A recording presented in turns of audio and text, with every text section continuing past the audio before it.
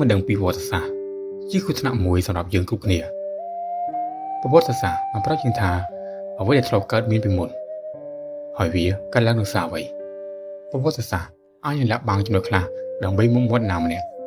ឬជនជាតិណាមួយប៉ុន្តែវាក៏បង្ហាញយើងបន្តិចដែរពីអ្វីដែលយើងចង់ដឹងដើម្បីដឹងពីវាបានយើងមានជំរឿនតែមួយគត់គឺអានពីប្រវត្តិសាស្ត្រយើងអាចមើលវីដេអូឯកសារបានប៉ុន្តែចំនួនលម្អិតមានច្រើននៅក្នុងសៀវភៅហើយយើង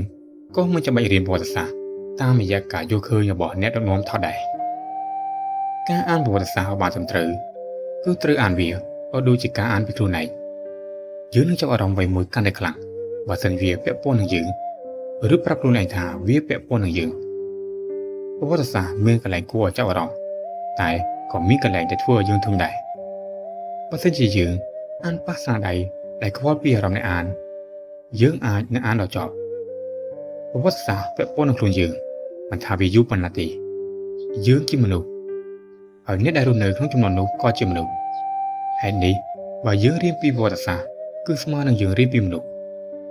យើងរៀនពីអ្នកដទៃដើម្បីយល់ពីខ្លួនឯងប្រវត្តិសាស្ត្រមានតែរឿងល្អនិងរឿងមិនល្អប៉ុន្តែរឿងមិនល្អមានច្រើនជាងមូលហេតុមិនមែនដោយសារតែគេប្រាប់មនុស្សជំនាន់ក្រោយតែរឿងមិនល្អទេគេធ្វើនេះដើម្បីការពាររឿងទាំងនោះមិនឲ្យកើតឡើងម្ដងទៀតម្យ៉ាងទៀតរឿងល្អដែលធ្លាប់កើតឡើងមិនអាចជួយយើងយកពីអ្វីបានច្រើនទេបើយើងអានតកតងនឹងចំនួនប៉ុលពតយើងនឹងឃើញថាគ្រប់យ៉ាងកើតឡើងព្រោះមនោវិជ្ជាបរទេសបើយើងអានហើយពិតជាយល់មែនយើងនឹងប្រយ័ត្នខ្លួនឯងព្រោះពេលដែលមានគេមកផ្សព្វផ្សាយមនោវិជ្ជាអ្វីមួយនៅក្នុងស្រុកយើងក៏អាចដឹងថាតើអ្វីជាការពិតហើយអ្វីគ្រាន់តែជាមនោវិជ្ជាការស្លាប់របស់មនុស្សចំនួនមុននឹងរំលឹកយើងឲ្យប្រយ័ត្នមនោវិជ្ជាគំរូមិនស្រាប់តែនេះបើយើងក្លាហានហើយចង់ដើរតាមដាននឹងម្ដងទៀតក៏គ្មានអ្នកណាខកយើងបានដែរប្រវត្តិសាស្ត្រក៏បានបង្ហាញយើងដែរពីអ្វីដែលយើងអាចធ្វើបានក្នុងនាមជាមនុស្សការក្បត់គ្នាការកាប់សម្លាប់គ្នានិងកំហឹងសុទ្ធតែជាអ្វីដែលយើងមាននៅក្នុងខ្លួនយើងអាចនឹងគិតថាយើងជាមនុស្សល្អត្រឹមត្រូវស្គាល់បាបស្គាល់បុណ្យយើងគិតបែបនោះក៏ព្រោះតែមិនទាន់ធ្លាក់ក្នុងស្ថានភាពអាក្រក់ប៉ុណ្ណោះស្ថានភាពអាចមិនជាធាតុដើមរបស់មនុស្សទាំងអស់សរុបមកវិញយើងត្រូវអានប្រវត្តិសាស្ត្រឲ្យដូចជាអានពីខ្លួនឯង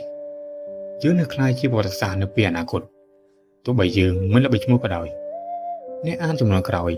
អាចនឹងមិនស្គាល់ឈ្មោះយើងទេតែគេអាចដឹងពីសង្គមដែលយើងរស់នៅក្នុងពេលនេះហើយគេនឹងឆ្ងល់ថាហេតុអ្វីមនុស្សក្នុងសង្គមនេះធ្វើរឿងបែបនេះ